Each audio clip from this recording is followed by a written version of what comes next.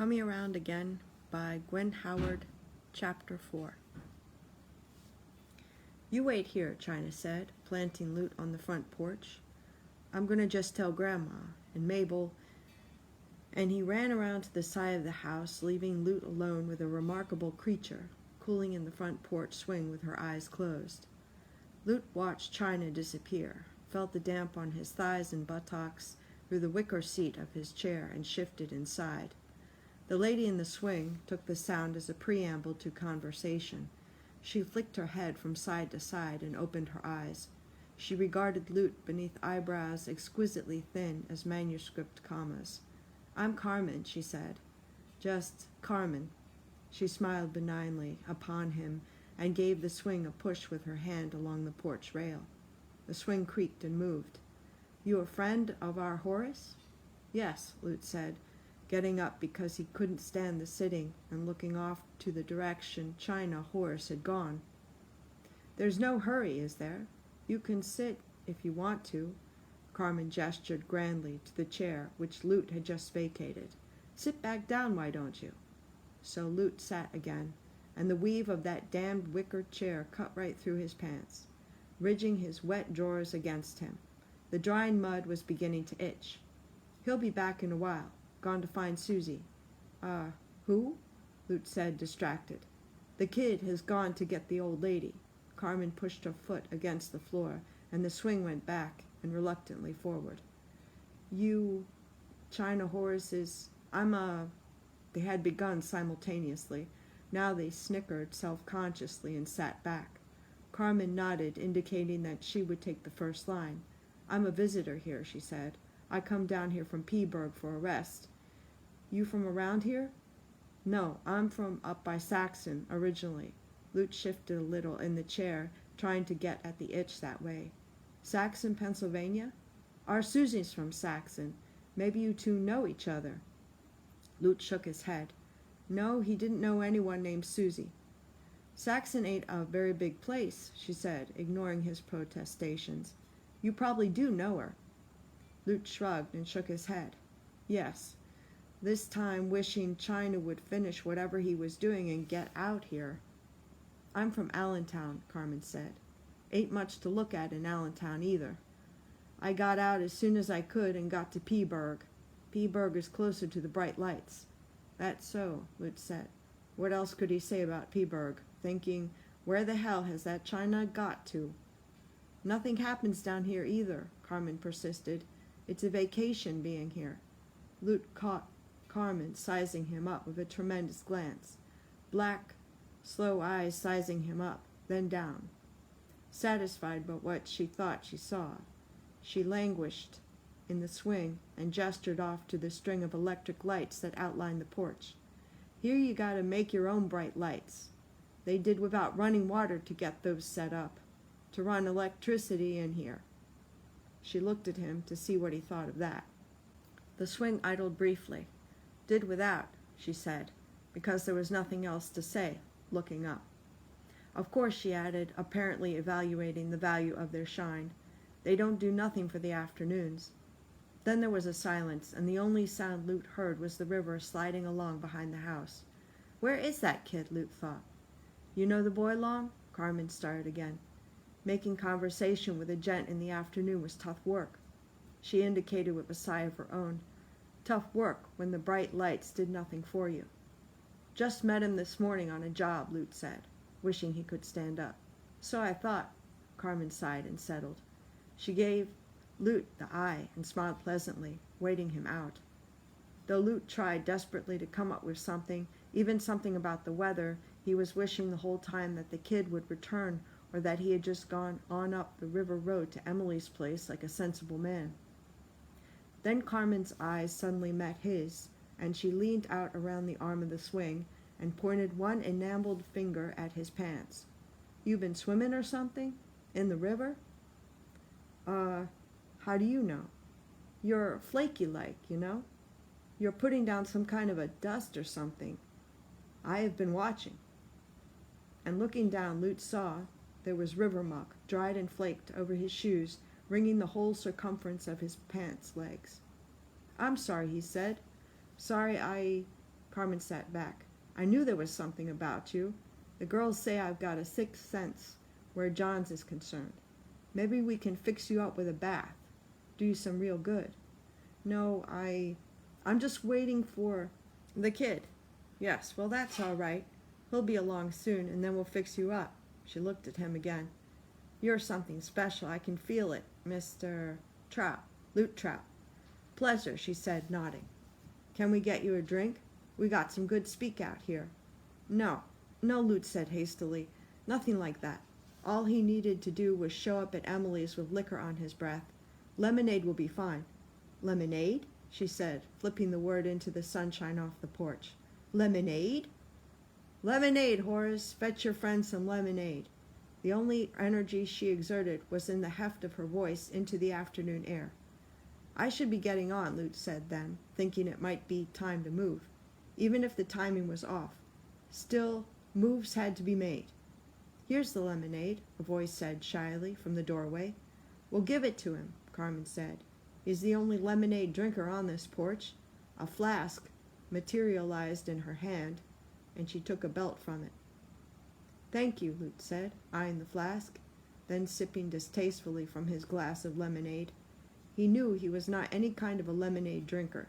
He knew what to drink. Where's Horace got himself to? Where's the old lady? Carmen asked. Coming, I guess. He was calling for her loud enough. This is Maybelle. Carmen made the introduction. Horace's sister. Maybelle nodded. And this is Luther Trout, that came home with Horace. Carmen nodded between them. I know you, don't I? Mabel said after a moment. You know him? Carmen hooted over her flask. I swear, Mabel, you know every John in this burg. No, Mabel still looked at Lute. But I know you. Lute shifted, wishing fervently by now that he had gone on up to Emily's place. If this is the sister, he told himself, sitting there, trying to rearrange his appearance on that damn wicker chair, I don't have no shine. In moments like this, he knew you just had to have some shine. Mabel bent to where he sat, and dolly blue eyes looked into his. Don't I look familiar to you at all? I've never been here before, Lute mumbled, trying to find a place to move his eyes, finally staring into his glass of lemonade. No, he said. Is he sick or something? Mabel asked over his head. He's been doing all right, Carmen said, giving the swing a push. You see anything wrong with him? Well, he smells kind of strange, Mabel said. Almost fishy-like. Now that just goes to show. Carmen laughed at that, kicking up so that the porch swing wheezed and quivered with her moves. I said you has a sixth sense just like me, didn't I? Well, you just proved it. Mabel, you have honestly got the sixth sense when it comes to John's. He is fishy, like you said. What do you mean? He's been sitting here waiting for Horace, conversing like to pass the time, and I see, Carmen smiled across at Lute. Now you don't mind I tell this, do you? No, Lute waved her on over his glass of lemonade. I noticed him sitting there with his shoes covered with dirt, and more coming from inside his pants. Look, Maybelle, it's something to see, I tell you. And Carmen reached out and smacked Lute on the thigh to make the dirt move. Crumbs of dirt flaked out from his pants onto the porch floor. What you got up there, mister? A garden? Mabel asked and laughed.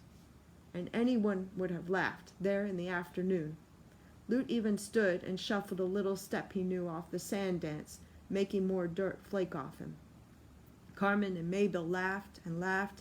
Even on plain lemonade, Luther Trout was being funny.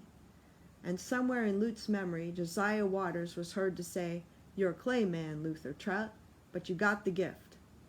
I think we should give him a bath, Carmen said. No, just let me go home, Lute said, shaking his head a little to get Josiah out of it. It's no trouble, Mabel said. Most of the girls are away. Our big time is the weekend. Let me just go and heat some water up. Lute had to say yes then. What else could he do but have a bath and drink on his lemonade? He didn't care any more where the kid had got to. Just as Mabel had gone inside to heat up some water, There was a kind of a high screeching sound from around the side of the house. You there," was the sound of the screech, and an old lady waddled out of the side yard, seemingly fist-footed, squinting into the light. "You saved my boy," she cried when she saw Lute. She climbed up on the porch to get him, and she placed great wet kisses on his nose and on his cheeks, anywhere she could get them. "You saved my grandson." Lute thought the old lady smelled strongly of corn-speak. Horace was sobering this one up, he thought. Quite a job. The old lady stepped back and looked him hard in the face, staring hard to bring him into focus. "Horace say your name is Trout. That so? Horace said you was down from Saxon, PA. And he said you worked with Josiah Waters. Is that so?" "Yes, That made the old thing squint and gasp. She staggered off the porch and into the sunshine, blinking, her arms up in the light. It was just the angle of the light that made Lute think, just for a minute, that he knew her. He stepped off the porch to get a better look. "Susie," he said, as it came to him. "Susie! Shouting Susie," he said. Then he saw that it really was Susie from the old times, and he could not think of anything to say to her old face. "You sweet old thing," he said. What else was there to say? And he swung her into his arms and around, never minding the great slides of dirt down his pants and over his shoes. "Lute," she called up at him joyfully, the smell of corn liquor strong in the call. "Luther Trout." "Really, Luther Trout?" "I am," he laughed, "and I'm holding on to you. Alleluia! Now put me down," she cried. And when Lute landed her, she grabbed his hand. "Carmen," she said, pulling him back to the porch. "Carmen, I want you to meet the finest man to rise out of Saxon after Josiah Waters." And she was stopped by the simple naming of Josiah, and ended up staring at Lute. "How I do go on," she said after a bit. "I always did go on some." And Lute shuffled his clay feet on the porch floor, wishing that after all, he had gone on home to Emily. "Well, I've come to this," Susie said then, with excusable drama in the gesture that took in Carmen, the electric lights, Mabel, "these girls and me. We make our money this way. But I am a good church-goer," she said, as if that made a difference in what she did. "Me and Mabel are regulars at the Gospel Tabernacle. Ain't that so, Carmen?" "I understand," Lute said. "I don't live in any kind of a glass house myself." "Well, you are something to see," Susie said, understanding he was not going to run righteous over her business.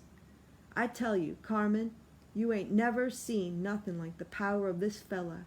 He can charm the birds out of the trees, can jump the ache out of old bones, can get the cobwebs to flee and the miseries to run and hide, he can." "No, I can't," Lute said clearly.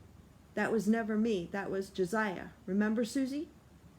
"That was mostly Josiah." She nodded and sighed with remembering.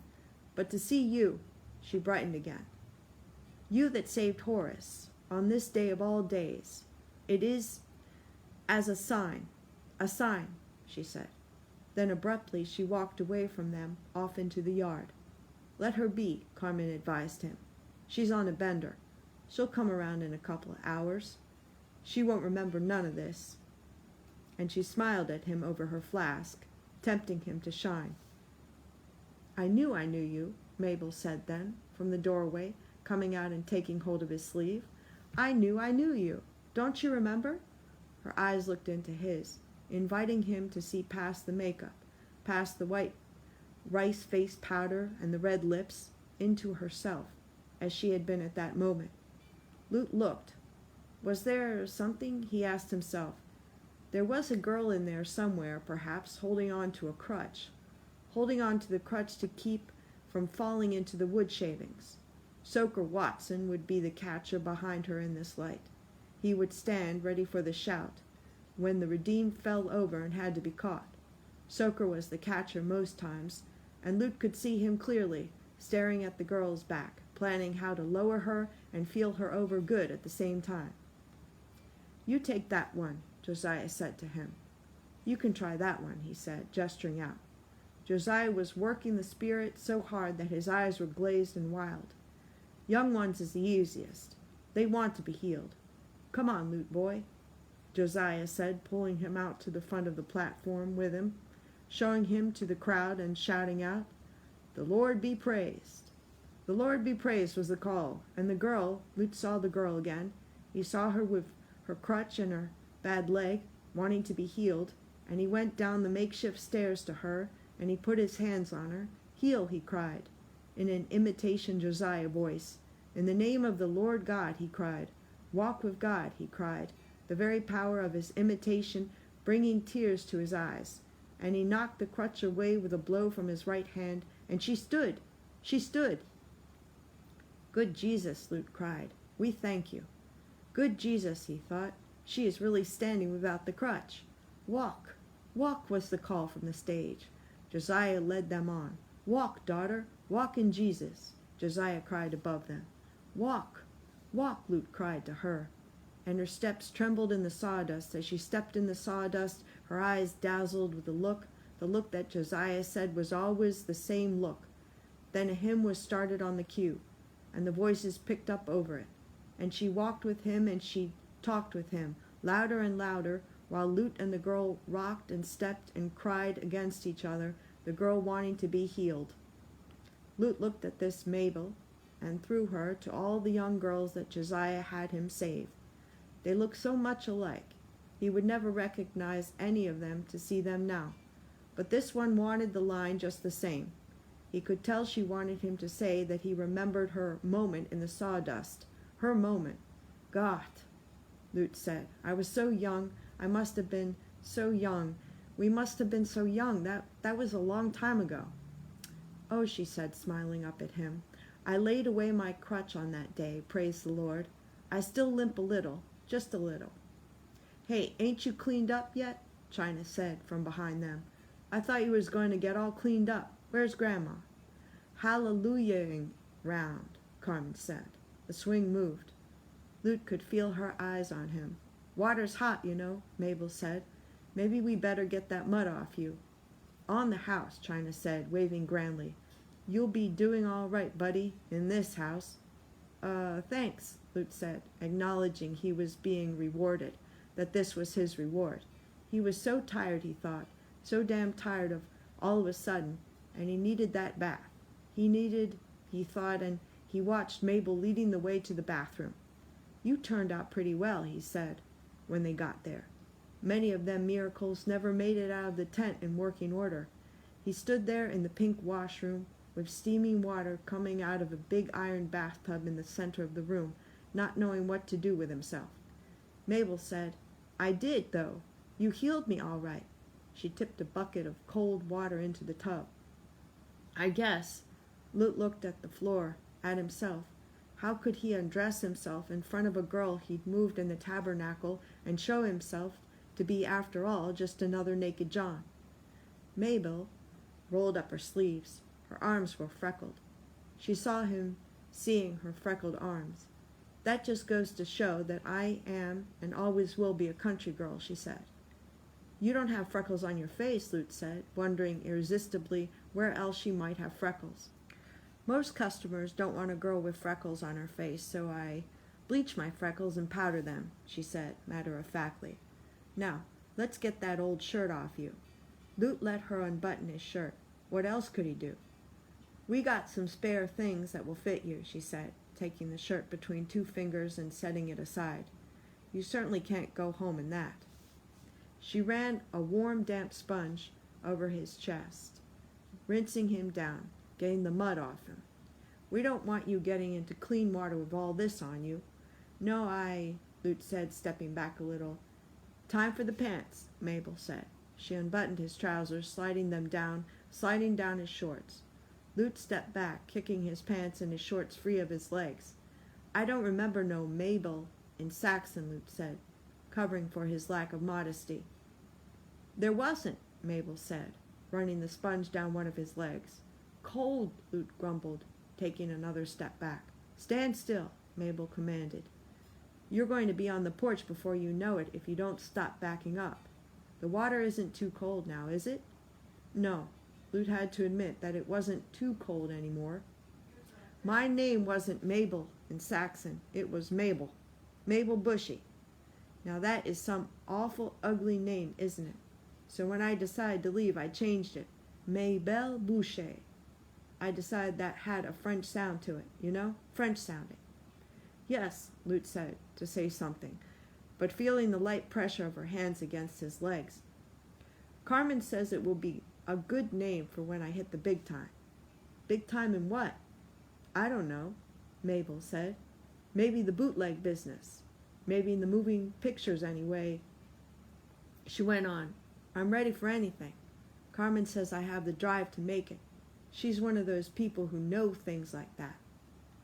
Going for the bright lights, Lute said. He had to say something. God, that water is cold. That's the end of it, Mabel said. You really got the mud on you, she said. But I got most of the mess off. Now, suppose you just get on into the tub. Listen, Lute said urgently. I can do this on my own. I can finish this. You really don't have to see me like this. Why not? Mabel looked at him. I'm very good at babs. Go on, get in, she said, patting the water in the tub for him to get into it.